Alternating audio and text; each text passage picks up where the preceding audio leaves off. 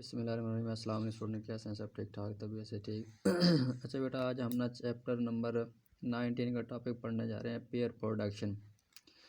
Pair production से पहले आप थोड़ा ये एक कंसेप्ट समझ लें बेटा कि मैटर और एंटी मैटर।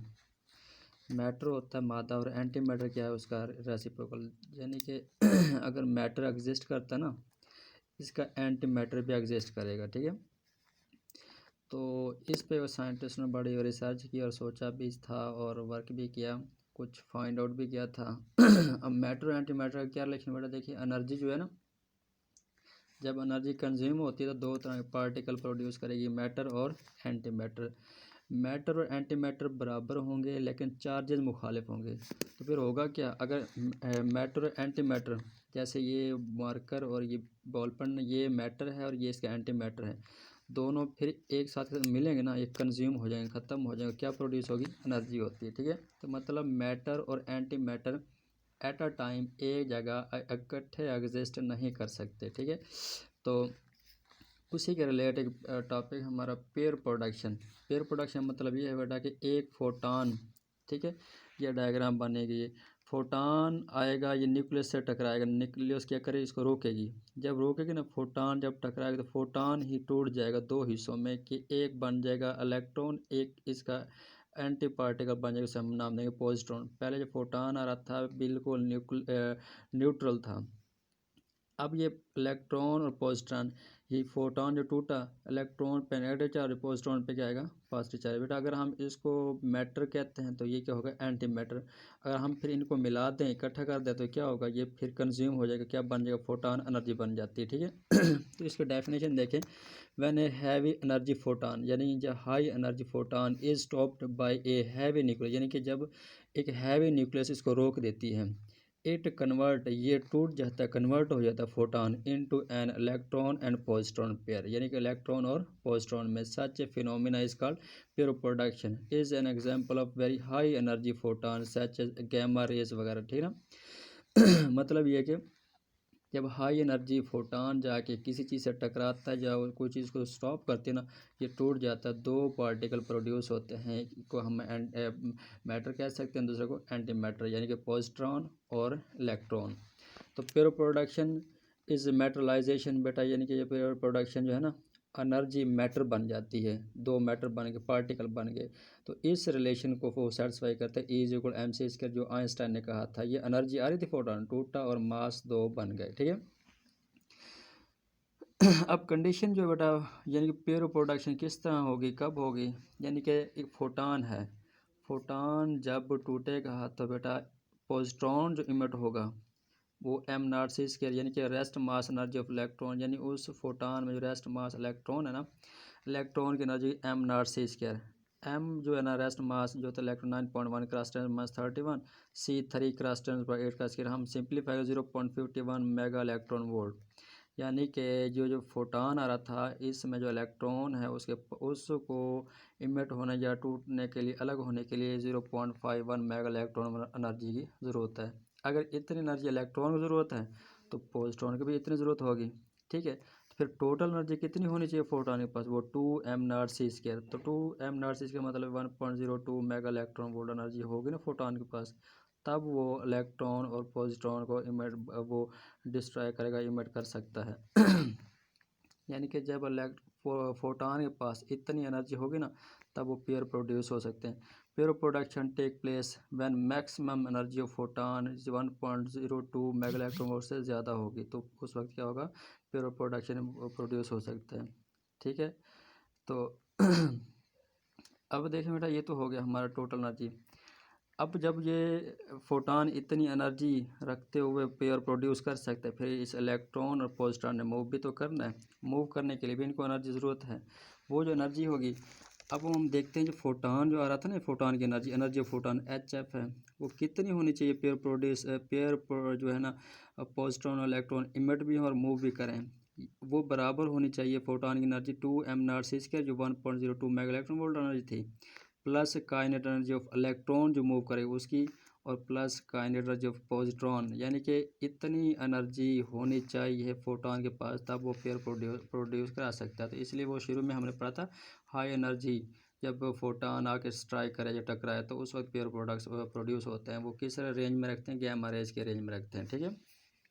अच्छा, अब पेयर प्रोडक्शन के इन उलट ही एक और है टॉपिक है इनहेलेशन ऑफ मैटर।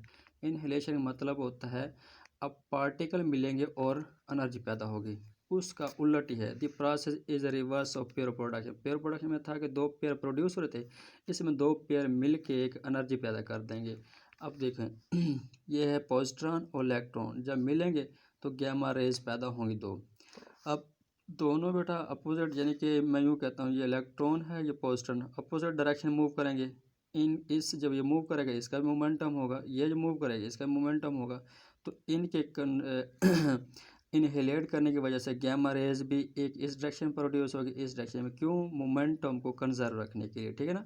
तो अगर ये दोनों अपोजिट डायरेक्शन मूव करते इनहेलेट करते ना प्रोटॉन पॉजिट्रॉन और इलेक्ट्रॉन, तो इनकी जो रेडिएशन इमिट होंगी गैमा रेज वो भी अपोजिट डायरेक्शन में जाएंगी। तो देखिए when an electron and a positron come close to each other then they annihilate each other and converted it into two photon in the range of gamma ray। दो photon में convert हो जाते हैं, वो गैमा रे के range में रहते हैं। This is called inhalation of matter.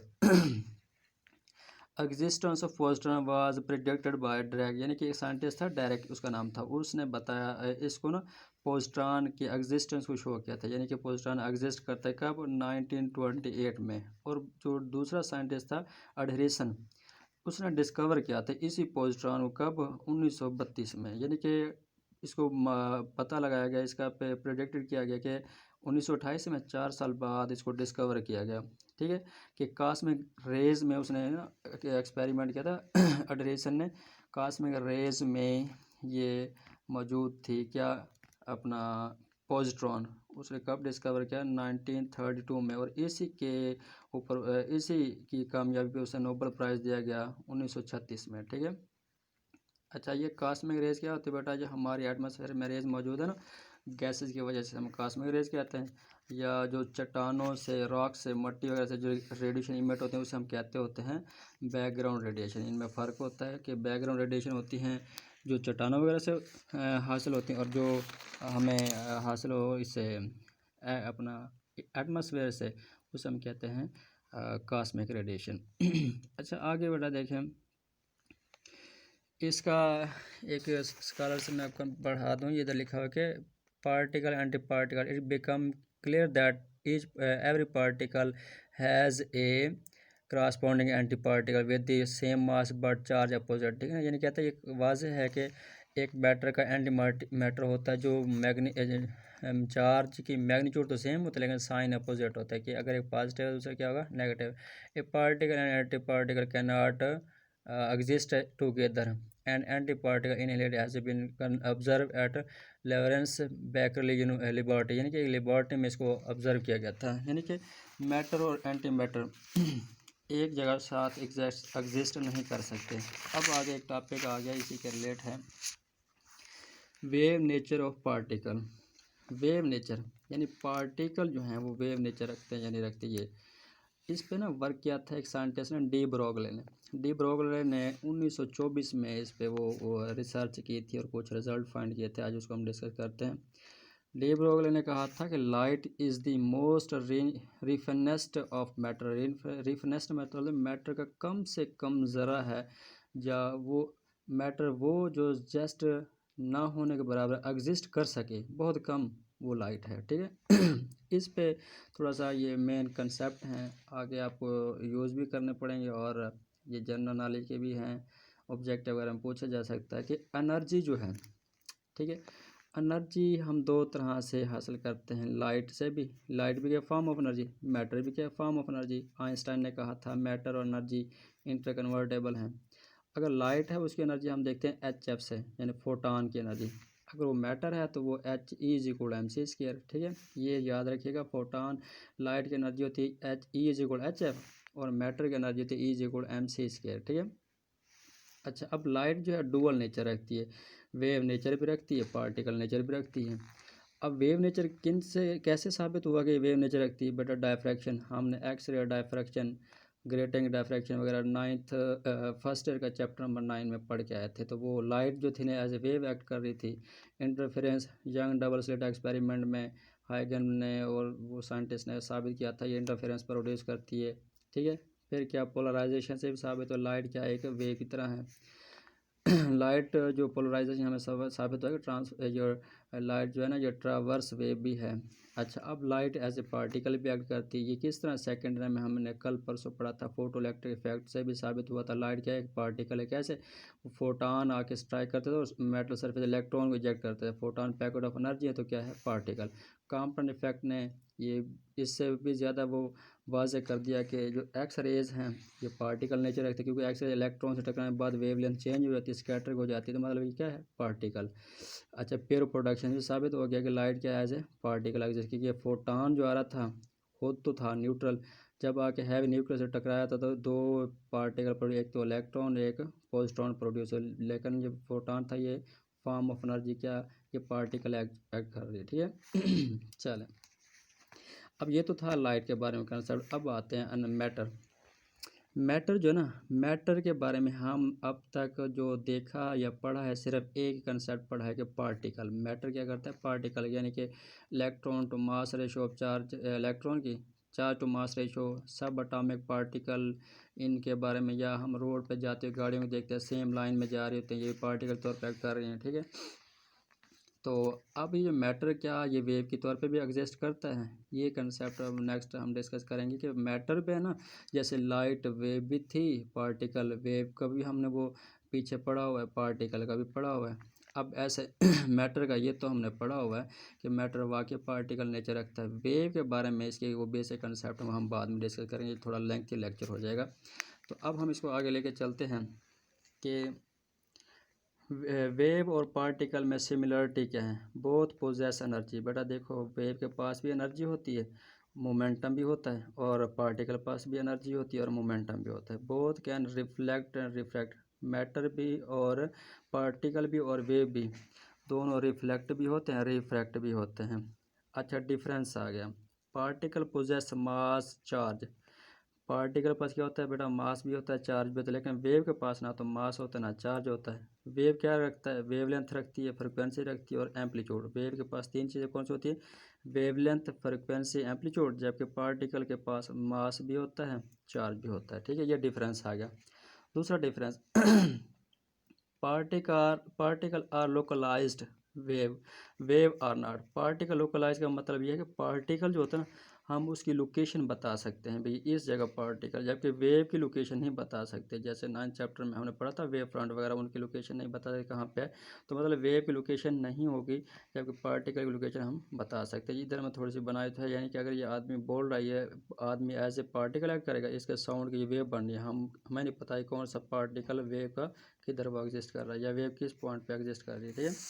अच्छा, दूसरा आखिरी जो फ़र्क है, पार्टिकल कोलाइड, वेव इंटरफेरेंस। यानी पार्टिकल कोलाइड करता है, वेव क्या करती है, इंटरफेरेंस करती है।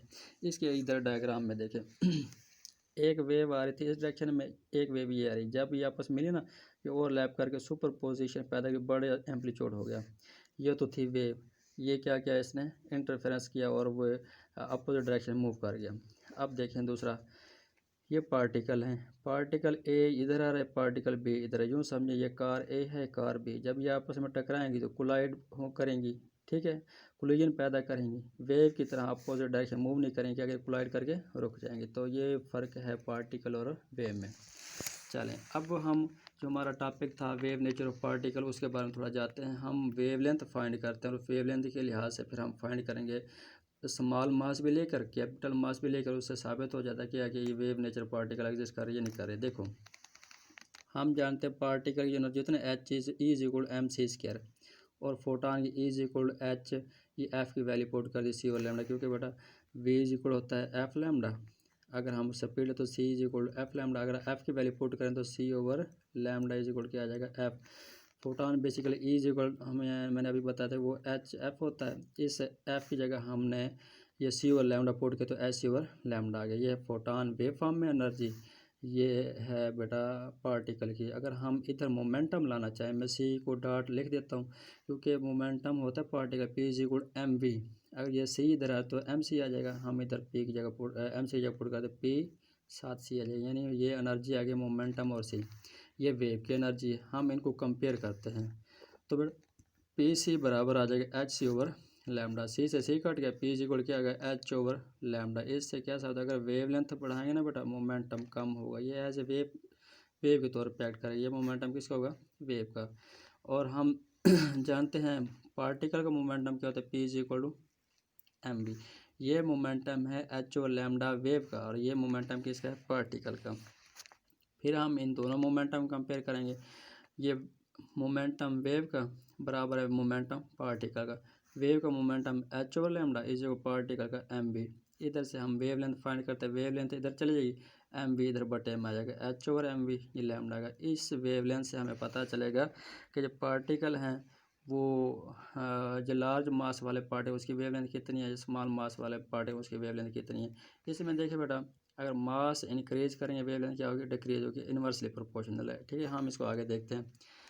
वेव लेंथ एसोसिएट लार्ज मास, हम देखते हैं कि लार्ज मास की वेव लेंथ कितनी होती है। फ़र्ज़ किया लेट किया एम हमारे पास एक बुलेट है गन के साथ, गन के अंदर उसका मास 20 ग्राम इसको किलोग्राम में लिखोगे ना, 20 क्रॉस 10⁻³ किलोग्राम आ जाएगा, -3 किलोग्राम।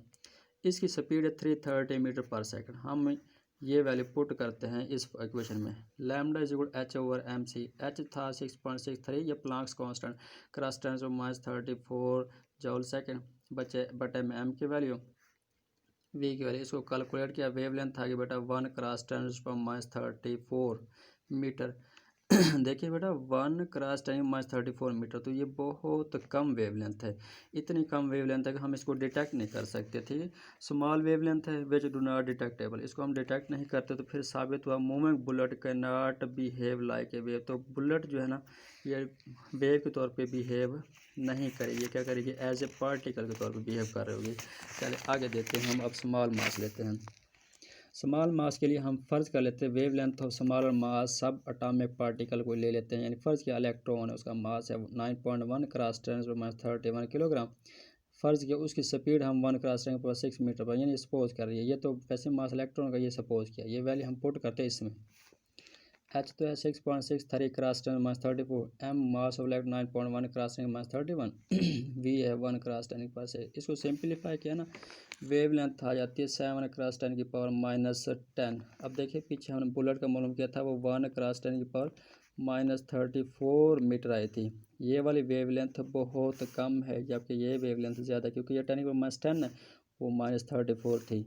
तो मतलब मास कम वाला पार्टिकल की वेवलेंथ ज़्यादा है, जो हम क्या कर सकते हैं, डिटेक्ट कर सकते हैं, which is large wavelength and can be measured experimentally. इसको हम मेजर कर सकते हैं experimentally. This wavelength is the X ray range, यानी ये वाली जो वेवलेंथ है ना एक्स रे रेंज में आ रही है, जो मेजर की जा सकती है एक्सपेरिमेंटली। ये था वेव नेचर ऑफ पार्टिकल। इंशाल्लाह इसका रिलेटेड 2-3 आर्टिकल और करेंगे। ओके बड़ा, खुदा हाफिज़।